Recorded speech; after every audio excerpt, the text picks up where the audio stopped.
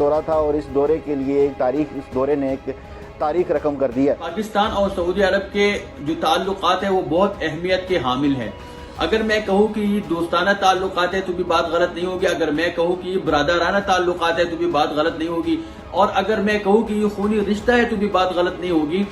دیکھو، سعودی عرب اور پاکستان ہر لحاظ سے غیر مشروط ایک دوسرے کے ساتھ ہے اور ہمیشہ رہے ہیں اور ہمیشہ رہیں گے۔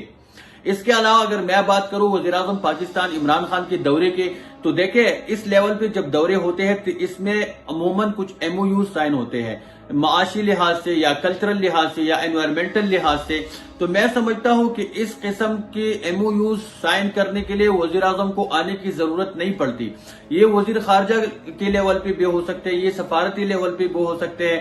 تو میں سمجھتا ہوں کہ یہ جو دورہ ہے وزیراعظم عمران خان کا، تو یہ دفاعی لحاظ سے بہت زیادہ اہمیت کا حامل ہے، کیونکہ دفاعی لحاظ سے بہت زیادہ کانفیڈینشیل چیزیں ہوتے ہیں کہ اس کے لیے وزیراعظم کو آنا پڑتا ہے۔